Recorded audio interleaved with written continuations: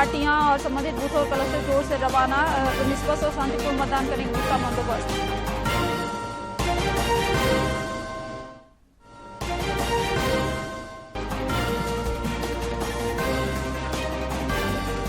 दक्षिण पूर्व रेलवे के अपर महाप्रबंधक ने रांची स्टेशन पुनर्विकास का कार्य का किया निरीक्षण। कार्यों को ससमय से पूरा करने के दिन हिदायत। अन्य स्टेशनों का भी लिया जायजा। और राज्य में बारिश से गर्मी फिलहाल बैकफुट पर। आज भी कई इलाकों में वर्षापात का पूर्वानुमान। फिर से पारा चढ़ने के भी आसार।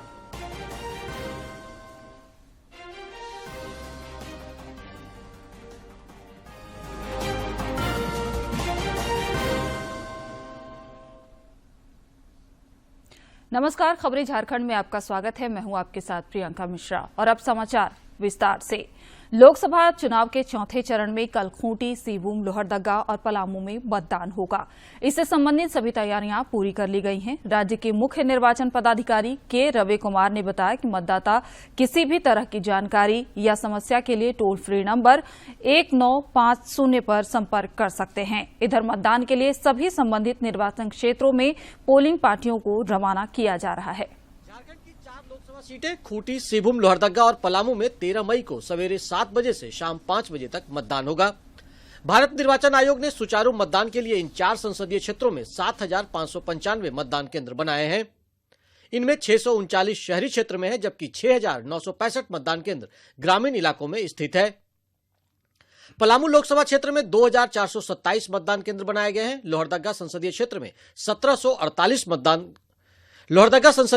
1748 मतदान केंद्रों पर वोटर अपने मताधिकार का उपयोग कर सकेंगे। खूंटी संसदीय क्षेत्र में 1705 मतदान केंद्र बनाए गए हैं। वहीं सिवूम लोकसभा क्षेत्र में 1715 मतदान केंद्र बनाए गए हैं। राज्य के मुख्य निर्वाचन पदाधिकारी के रवि कुमार ने बताया कि निष्पक्ष और शांतिपूर्ण मतदान को लेकर सभी प्रशासनिक तैयारी पूरी कर ली गई है। इस चरण में कुल 45 उम्मीदवार चुनावी मैदान में हैं। पलामू संसदीय क्षेत्र से 9, लोहरदगा से 15, खूंटी से 7 और सिवूम संसदीय क्षेत्र से 14 प्रत्याशी अपनी किस्मत आजमा रहे हैं। इन 4 संसदीय क्षेत्रों में लगभग 64,58,000 मतदाता हैं, जिनमें पुरुष वोटरों की संख्या 32,38,000 और 32,19,000 महिला वोटरों को भी मताधिकार प्राप्त है। पलामू में सर्वाधिक 22,43,034 वोटर अपने मताधिकार का उपयोग कर सकेंगे। खूंटी संसदीय क्षेत्र में 13,26,138 मतदाता हैं, जबकि लोहरदगा लोकसभा क्षेत्र में 14,41,302 मतदाता उम्मीदवारों की किस्मत तय करेंगे। वहीं सिवूम लोकसभा क्षेत्र में 14,47,562 मतदाता प्रत्याशियों के भाग्य विधाता होंगे। मुख्य निर्वाचन पदाधिकारी ने बताया कि मतदान केंद्रों पर पर्याप्त संख्या में सशस्त्र बलों की तैनाती की गई है, ताकि भयमुक्त माहौल में शांतिपूर्ण मतदान सुनिश्चित हो सके। उन्होंने बताया कि सवेरे 5:30 बजे मॉक पोल होगा तथा 7 बजे से वोटिंग शुरू हो जाएगी, जो शाम 5 बजे तक चलेगा। तकरीबन 9:30 बजे के आसपास मोबाइल ऐप पर वोट प्रतिशत के रुझान आने लगेंगे। मुख्य निर्वाचन पदाधिकारी ने बताया कि ऐप पर हर 2 घंटे के अंतराल पर मतदान से संबंधित अपडेट आता रहेगा। भारत निर्वाचन आयोग द्वारा तय कार्यक्रमों के अनुसार झारखंड में 4 चरणों में राज्य की 14 लोकसभा सीटों के लिए चुनाव कराए जा रहे हैं। सभी संसदीय क्षेत्रों की मतगणना एक साथ 4 जून को होगी। दूरदर्शन समाचार के लिए रांची से मैं दिवाकर कुमार। चौथे चरण में खूंटी और लोहरदगा लोकसभा निर्वाचन क्षेत्र अंतर्गत तमाड़ और मांडर विधानसभा क्षेत्र में मतदान के लिए पोलिंग पार्टियों को आज सवेरे रांची के मोराबादी स्थित डिस्पैच सेंटर से रवाना किया जा रहा है। जिला निर्वाचन पदाधिकारी सह उपायुक्त राहुल कुमार सिन्हा ने डिस्पैच सेंटर पर मतदान कर्मियों को उपलब्ध कराए जा रहे व्यवस्था का जायजा लिया।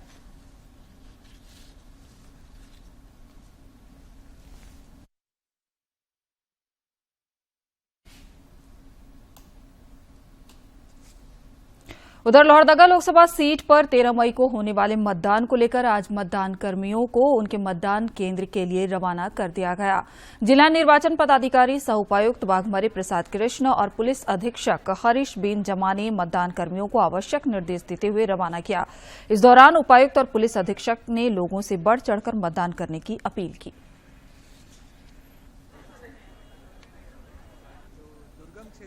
उनको कल ही डिस्पैच किया जा चुका था।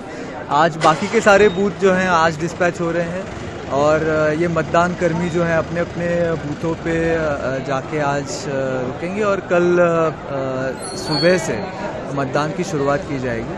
तो हम लोग की तैयारियां पूरी हो चुकी हैं। आज हम लोग का डिस्पैच कंप्लीट हो जाएगा। कल हम लोग शांतिपूर्ण चुनाव कराने के लिए पूरी तरीके से प्रतिबद्ध हैं। लोहरदगा लोकसभा अंतर्गत गुमला जिले में भी मतदान कर्मियों को आज बूथों के लिए रवाना किया गया। जिला निर्वाचन पदाधिकारी सह उपायुक्त कर्ण सत्यार्थी ने बताया कि लगभग 95% मतदान कर्मियों को उनके मतदान केंद्रों के लिए रवाना कर दिया गया है। उन्होंने उम्मीद जताया कि सभी मतदान कर्मी लोकतंत्र के महापर्व को सकुशल शांतिपूर्वक संपन्न कराएंगे। 95% कर्मियों ने अपना सारा सामग्री ले लिया है और डिस्पैच की ओर आगे बढ़ गए हैं। अब केवल वाहन में जाके वो डिस्पैच के लिए तैयार हो जाएंगे। शेष भी आई थिंक अगले 1 घंटे के अंदर पूरी डिस्पैच की प्रक्रिया समाप्त हो जानी चाहिए। कल हम लोगों ने 44 बूथों पर डिस्पैच किया था, जो सभी कर्मी सकुशल अपने बूथ पे पहुंच चुके हैं या अपने क्लस्टर स्थान पर पहुंच चुके हैं। आज भी 13 पोलिंग स्टेशन का जो डिस्पैच है वो हेलीकॉप्टर के माध्यम से हुआ। चौथे चरण में पलामू संसदीय क्षेत्र में भी कल वोट डाले जाएंगे। मतदान को लेकर की गई तैयारियों पर हमारे समाचार संपादक ने पलामू के जिला निर्वाचन पदाधिकारी सह उपायुक्त शशि रंजन से खास बातचीत की। झारखंड में चौथे चरण के तहत 13 मई को मतदान होना है और उसमें पलामू संसदीय क्षेत्र भी शामिल है। मतदान को लेकर क्या कुछ तैयारियां चल रही है और किस तरीके से ये जो हीट वेव का माहौल चल रहा है उसमें जिला प्रशासन उससे निपटने के लिए तैयारी किया है, ताकि जो मतदान का प्रतिशत है वो कायम रहे और उसे बढ़ाया जा सके। हमारे साथ पलामू के जिला निर्वाची पदाधिकारी शशि रंजन जी हैं। सर, किस तरीके से आप लोगों ने तैयारियां की है? देखिए, पलामू में जो हमारा एडमिनिस्ट्रेटिव एरिया आता है उसके अंतर्गत 17,10,000 मतदाता हैं और सभी को मतदान केंद्र पे लाना है। उसके लिए एक व्यापक तैयारी चल रही है। हम इंटरेक्शन जो कर रहे हैं पब्लिक के बीच में जा करके कि उन्हें इसके बारे में जानकारी दे रहे हैं। सबसे पहले जो हमने इलेक्टोरल रोल को सही किया था, उसमें सभी मतदाताओं का नाम एडिशन करना हो या डिलीशन करना हो, वो सारी प्रक्रिया कंप्लीट कर ली गई थी और सभी के घर घर जाकर के बीएलओ ने सर्वे भी किया है कि किसके पास मतदाता कार्ड नहीं है, वो कार्ड भी दिया गया है। उसके बाद जब इस तरह की प्रक्रिया हो गई है तो हम लोगों ने कोशिश किया है कि सभी लोग को इसके बारे में जानकारी दे। इसके अंतर्गत बैग की मीटिंग की गई है, बूथ अवेयरनेस ग्रुप बनाया गया है, वॉलंटियर्स को ऐड किए गए हैं, सक्षम ऐप पे सभी लोग का एंट्री लिया गया है और सबसे महत्वपूर्ण बात कि हम लोगों ने होम वोटिंग कराया है 85+ या 40% से ज़्यादा डिसेबल्ड लोग हैं उनके लिए, जो कि एक बहुत अच्छा गुडविल जेस्चर क्रिएट किया। तो आई होप कि इसके बाद लोगों के बीच में वो सुख सुविधाएं उपलब्ध कराई गई है कि लोग अपने घरों से निकले और मतदान केंद्र पे आए। इसमें एक महत्वपूर्ण बात मैं ऐड करना चाहूँगा। कमीशन के डायरेक्शन के अनुसार सभी मतदान केंद्र पे मतदान जो है मॉर्निंग के 7 बजे से लेकर शाम के 5 बजे तक होने वाला है। तो लोग जो भी अर्ली मॉर्निंग आना चाहते हैं या लेट इवनिंग आना चाहते हैं उनके लिए भी सारी सुविधाएं वहाँ पे उपलब्ध कराई गई है। हीट वेव चूँकि ज़्यादा है तो हर एक जगह पे हम लोगों ने पानी की व्यवस्था की है, शमियाना की व्यवस्था की है, ताकि किसी भी लाइन को कहीं भी धूप में खड़े होने की आवश्यकता प्रतीत नहीं हो। इसके बाद एक एक्सटेंसिव डिटेल्ड मेडिकल प्लान बनाया गया है कि in case of any exigency हम लोग उसको टैकल कर सकें।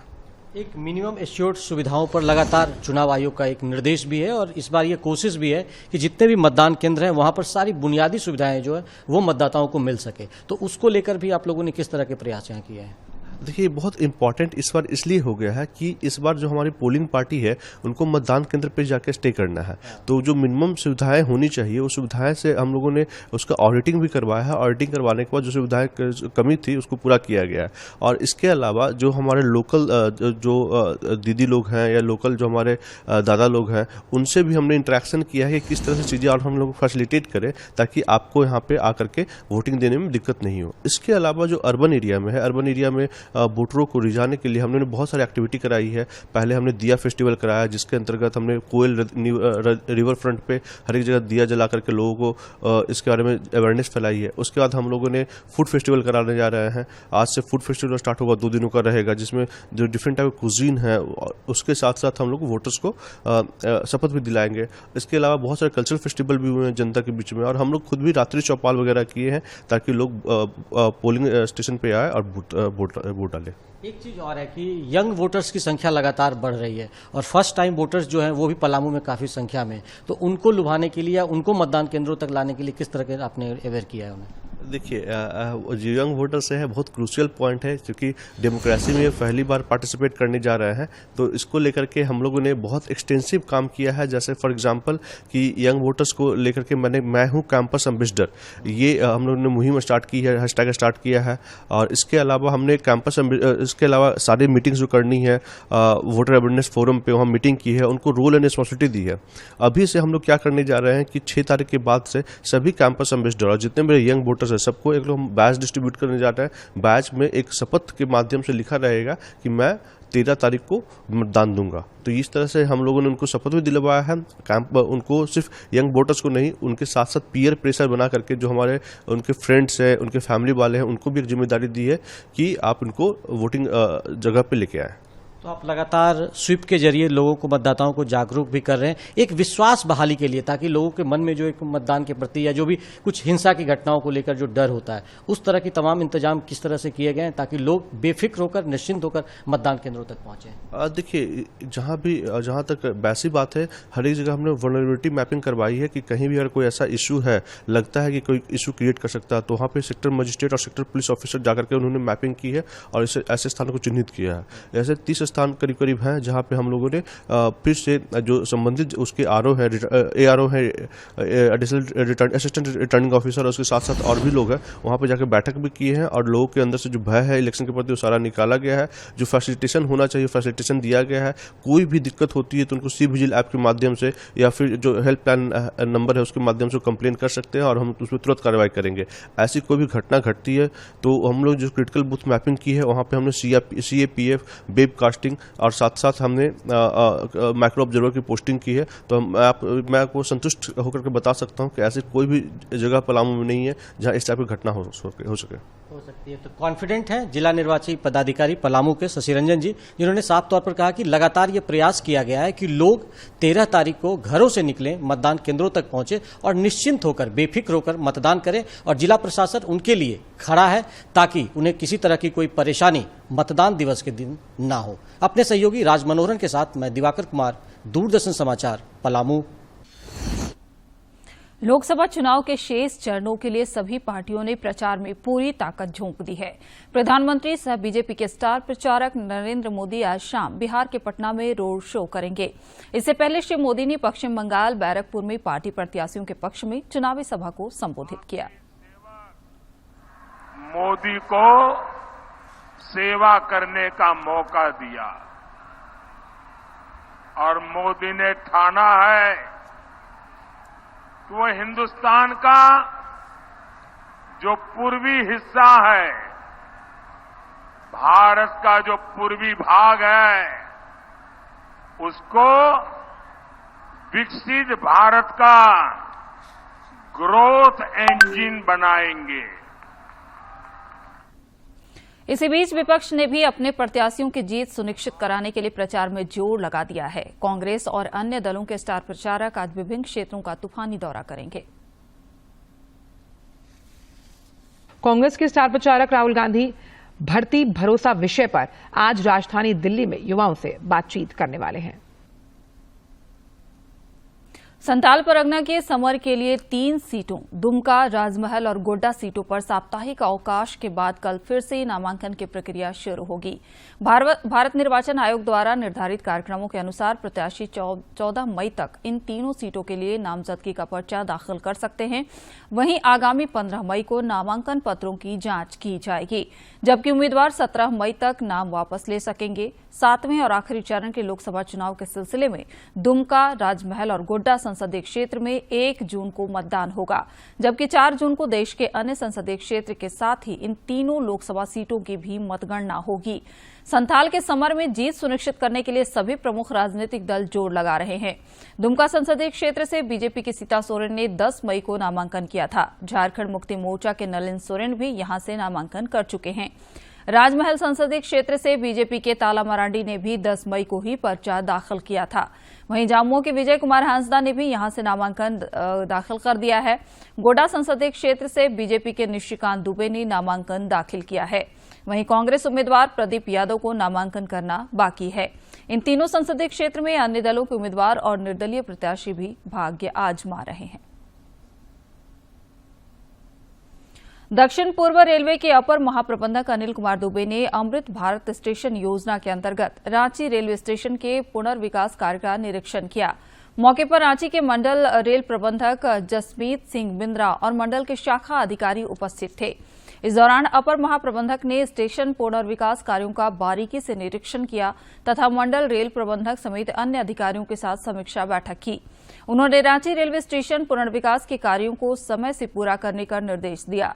अपर महाप्रबंधक ने रांची मंडल के अमृत भारत स्टेशन योजना के तहत पुनर्विकसित किए जा रहे स्टेशनों झालदा, मोरी, सिल्ली, गंगाघाट, टाटी सिलवे और नामकुम स्टेशनों का भी निरीक्षण किया। उन्होंने इस दौरान संबंधित अधिकारियों को कार्यों में तेजी लाने का निर्देश दिया। सूक्ष्म, लघु एवं मध्यम मंत्रालय द्वारा जारी डेटा के अनुसार भारत ने एमएसएमई क्षेत्र में 19 करोड़ से अधिक लोगों को रोजगार मुहैया कराया है। मंत्रालय के उद्यम पंजीकरण पोर्टल पर ये आंकड़े साझा किए गए हैं, जिनमें 4.27 करोड़ महिला कर्मचारी शामिल हैं। उद्यम मंत्रालय द्वारा पंजीकृत 4.40 करोड़ सूक्ष्म, लघु और मध्यम उद्योगों द्वारा उद्यम सर्टिफिकेट के माध्यम से 19.09 करोड़ रोजगार दिए गए हैं। जुलाई 2020 में पोर्टल लॉन्च के समय पर यह आंकड़ा 2.8 करोड़ था, जो नवंबर 2022 में 8.81 करोड़ पहुंचा और अब 19.09 करोड़ हो चुका है। केदारनाथ धाम के कपाट आज सवेरे 7 बजे श्रद्धालुओं के दर्शन के लिए खोल दिए गए। इस दौरान धाम में हेलीकॉप्टर से पुष्प वर्षा की गई। धाम पहुंचने की प्रक्रिया कल से ही शुरू हो गई थी। बद्रीनाथ धाम में श्रद्धालुओं के दर्शन को सुव्यवस्थित बनाने के लिए प्रशासनिक स्तर पर व्यापक प्रबंध किए गए हैं। बद्रीनाथ धाम के कपाट खुलने के बाद भक्तों ने उत्सव मनाया। हमारे संवाददाता शेखर रावत ने आज सुबह बद्रीनाथ मंदिर के बाहर से हालात का जायजा लिया।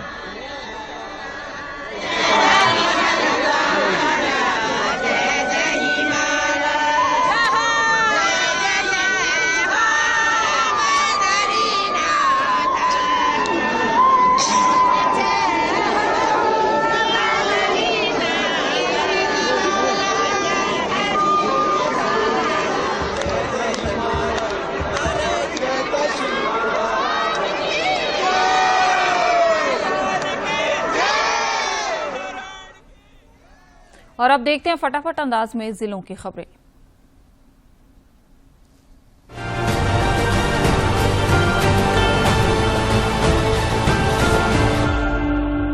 देवघर में भारत निर्वाचन आयोग के निर्देशानुसार पोस्टल बैलेट के माध्यम से वोटर्स ऑन इलेक्शन ड्यूटी का आवश्यक सेवा से जुड़े लोगों को मतदान कराया जा रहा है।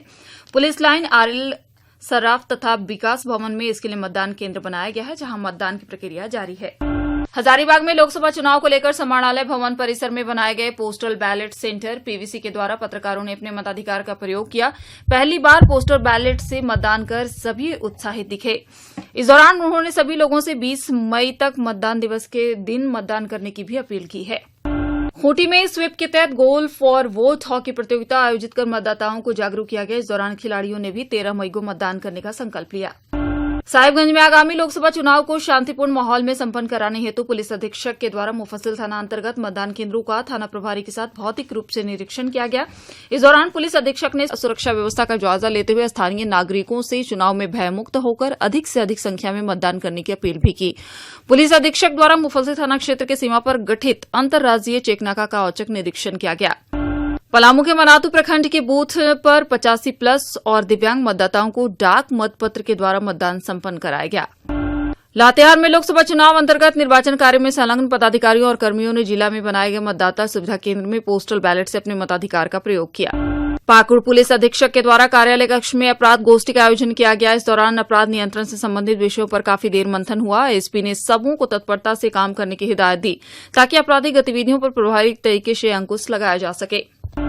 पलामू में लोकसभा चुनाव के सिलसिले में कल वोटिंग होगी। जिले के उपायुक्त ने बताया कि जिले में मतदान समाप्ति तक ड्राई डे रहेगा। उन्होंने कहा कि बाहर से चुनाव प्रचार करने आए लोगों को शहर में रहने की अनुमति नहीं होगी। लाउड स्पीकर का प्रयोग वर्जित रहेगा। जमशेदपुर अंतर्गत गोपाल मैदान में दीपोत्सव के माध्यम से मतदाता जागरूकता का संदेश दिया गया। इस दौरान मिट्टी के दियों से मतदाता तिथि 25 मई को याद दिलाते हुए विशेष आकृति बनाई गई। मौके पर मतदाताओं को शपथ दिलाते हुए मताधिकार के प्रयोग के लिए भी प्रेरित किया गया। गोड्डा में स्वीप के तहत 9 मई को आयोजित ऑनलाइन क्विज प्रतियोगिता के परिणाम घोषित कर दिए गए हैं, जिसमें 3 विजेताओं का चयन किया गया है। जिले के उपायुक्त ने विजेताओं को बधाई भी दी है। पलामू में पुलिस ने गुप्त सूचना के आधार पर छतरपुर थाना क्षेत्र से अवैध स्प्रिट की बड़ी खेप को बरामद किया है। पुलिस को सूचना मिली थी कि घर के पास अवैध स्प्रिट की बड़ी खेप टैंकर गाड़ी से प्लास्टिक के जार में भरकर अनलोड किया जा रहा है। छापेमारी दल के द्वारा कार्रवाई करते हुए स्प्रिट भरे टैंकर, एक पिकअप वैन, हाईवा और एक कार को जब्त करते हुए आरोपी शख्स को धर दबोचा गया है। कोडरमा अंतर्गत झुरमी तिलैया नगर परिषद क्षेत्र में लोकसभा चुनाव को लेकर मतदाताओं को घर घर जाकर वोटर इन्फॉर्मेशन स्लिप दी जा रही है। साथ ही सबों को मतदान के लिए प्रेरित किया जा रहा है। कोडरमा में संसदीय चुनाव के सिलसिले में 20 मई को मतदान होगा। रांची में मतदान प्रतिशत बढ़ाने के लिए नगर निगम भी योगदान दे रहा है। वोटरों को प्रोत्साहित करने के लिए रांची नगर निगम ने मतदाताओं के लिए 25 मई को मतदान दिवस के निःशुल्क बस सेवा, पार्किंग और पार्कों में मुफ्त प्रवेश समेत कुछ अन्य लुभावने ऑफर का ऐलान किया है। पूर्वी सिंहभूम में सामान्य प्रेक्षक किल्लू शिव कुमार नायडू तथा प्रत्याशियों और इलेक्शन एजेंट की उपस्थिति में ईवीएम का द्वितीय रेंडमाइजेशन मतदान केंद्र वार किया गया। रेंडमाइजेशन के दौरान प्रत्याशियों और इलेक्शन एजेंट द्वारा किसी भी पोलिंग बूथ का नंबर बताकर प्रक्रिया की पारदर्शिता प्रमाणित करने के लिए रेंडमाइजेशन किया गया। इस दौरान सबों ने रेंडमाइजेशन की कार्यवाही पर संतोष व्यक्त किया।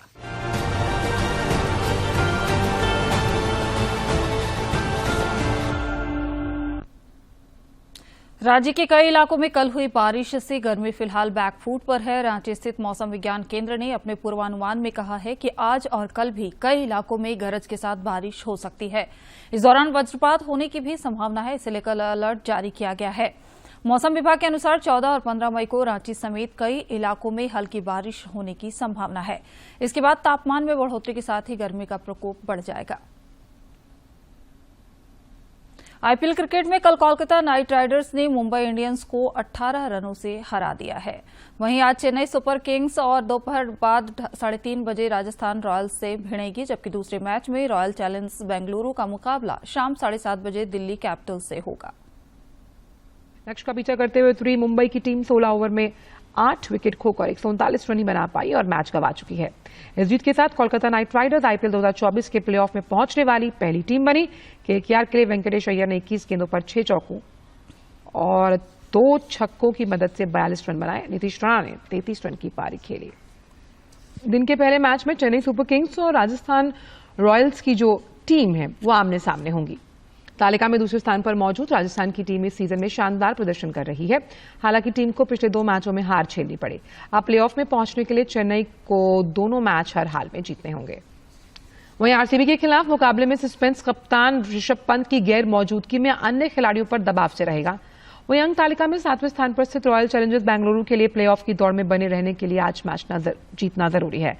बेंगलुरु की टीम अपने पिछले प्रदर्शनों को दोहराते हुए जीत के साथ प्लेऑफ में अपनी पहुंचने की जो उम्मीदें हैं उसे जिंदा रखना चाहेगी। आज के दिन के ऐतिहासिक और महत्वपूर्ण घटनाओं पर देखते हैं यह विशेष रिपोर्ट। 12 मई वर्ष 1459 में जोधपुर शहर की स्थापना हुई। ब्लू सिटी के नाम से प्रसिद्ध यह शहर राजस्थान का दूसरा सबसे बड़ा शहर है। इस समृद्ध शहर का इतिहास राठौड़ वंश के इर्द गिर्द घूमता है। राठौड़ वंश के प्रमुख राव जोधा ने इसकी स्थापना की थी। जोधपुर थार के रेगिस्तान के बीच अपने ढेरों शानदार महलों, दुर्गों और मंदिरों वाला प्रसिद्ध पर्यटन स्थल है। वर्ष पर्यंत चमकते सूर्य वाले मौसम के कारण इसे सूर्य नगरी भी कहा जाता है। यहाँ स्थित मेहरानगढ़ दुर्ग को घेरे हुए हजारों नीले मकानों के कारण इसे नीली नगरी भी कहा जाता है। मेहरानगढ़ का विशाल भव्य किला इस शहर को एक अलग ही पहचान देता है, जो एक पहाड़ी चट्टान पर 8 द्वारों के साथ विद्यमान है। जोधपुर के क्षितिज पर शोभायमान ऊंची पहाड़ी पर स्थित यह दुर्ग शत्रुओं के लिए हमेशा अभेद्य रहा। जोधपुर को दुर्लभ नस्ल के घोड़ों के लिए भी जाना जाता है, जिन्हें मारवाड़ी या मालानी के नाम से भी जाना जाता है। मेहरानगढ़ फोर्ट और म्यूजियम, बालसमंद झील, मंडौर, घंटाघर, जसवंत थड़ा, चामुंडा माताजी मंदिर, फूल महल, शीश महल, मोती महल, उमेद भवन महल, खेजरला किला समेत कई भव्य पर्यटन स्थल यहाँ आने वाले सैलानियों को स्थापत्य कला की उत्कृष्ट शैली से रूबरू कराते हैं। और अब बात आयुर्वेद की। इस रिपोर्ट के जरिए जानेंगे आयुर्वेद की विभिन्न पद्धतियों के बारे में। प्राचीन काल में आयुर्वेद मुख्य रूप से आत्रेय संप्रदाय अर्थात काय चिकित्सक तथा धन्वंतरी संप्रदाय अर्थात शल्य चिकित्सक इन 2 भागों में विभाजित था, जो 8 भागों में अष्टांग आयुर्वेद के नाम से विकसित हुआ। आधुनिक काल में इन 8 अंगों को अध्ययन, अध्यापन एवं विषय विस्तार हेतु 16 भागों में विभक्त किया गया है, जिसमें पहला है काय चिकित्सा, दूसरा कौमार भृत्य, तत्पश्चात भूत विद्या एवं मानस रोग, शालाक्य तंत्र, शल्य तंत्र, अगध तंत्र, रसायन, वाजीकरण, मौलिक सिद्धांत, शरीर, द्रव्य गुण, भैषज्य कल्पना, रसशास्त्र, स्वस्थ वृत्त, रोग विज्ञान एवं प्रसूति तंत्र। सबसे पहले बात करते हैं काय चिकित्सा की। काय चिकित्सा के अंतर्गत भैषज्य या दवाओं का प्रयोग कर शरीर के विभिन्न रोगों की चिकित्सा की जाती है। ज्वर यानी बुखार, उन्माद, शरीर का सूखना, पीलिया, मधुमेह, हृदय रोग इत्यादि अनेक शारीरिक तथा मानसिक रोगों का निवारण इससे होता है। काय चिकित्सा के दो पक्ष हैं, शमन तथा संशोधन। इनमें शमन कार्य औषध प्रयोग से सीधे रोगों पर प्रहार के रूप में होता है, जबकि संशोधन के अंतर्गत शरीर के दोषों को बाहर निकाला जाता है। इसके लिए प्रसिद्ध आयुर्वेदिक पद्धति पंचकर्म का विधान है। इसके 3 सोपान हैं। पूर्व कर्म यानी स्नेहन तथा स्वेदन, दूसरा प्रधान कर्म वमन, विरेचन, अनुवासन, आस्थापन तथा शिरोविरेचन एवं अंतिम है पश्चात कर्म। पंचकर्म के बाद रोगी के लिए पथ्य, आहार, विहार का क्रमिक प्रयोग। अब बात करते हैं कौमार भृत्य की, जिसे बाल चिकित्सा भी कहा जाता है। बच्चों की चिकित्सा को आयुर्वेद में पृथक अंग माना गया है, क्योंकि उनकी चिकित्सा कठिन होती है। शिशुओं के इस अंग का प्रवर्तन कश्यप ने किया था। भूत विद्या एवं मानस रोग।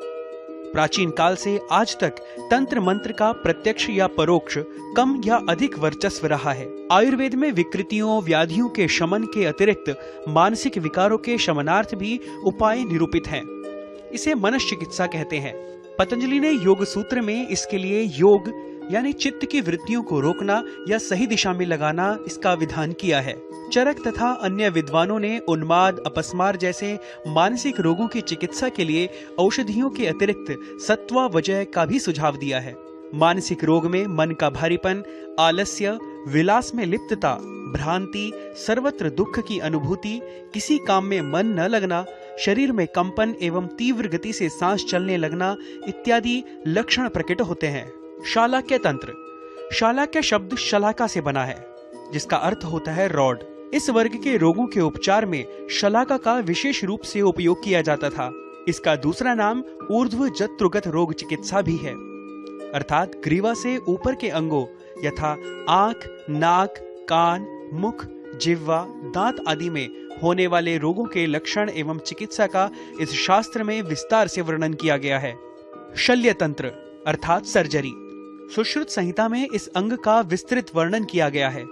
शरीर में प्रविष्ट या अवस्थित दूषित पदार्थों, शल्यों को निकालने के लिए यंत्रों, क्रियाओं तथा व्रणों के निचय को शल्य तंत्र कहते हैं। सुश्रुत ने इसे आयुर्वेद का प्रधान अंग कहा है, क्योंकि प्रहारजन्य व्रणों के विरोपण तथा कटे हुए अंगों के पुनः संस्थापन का चमत्कार इससे होता है।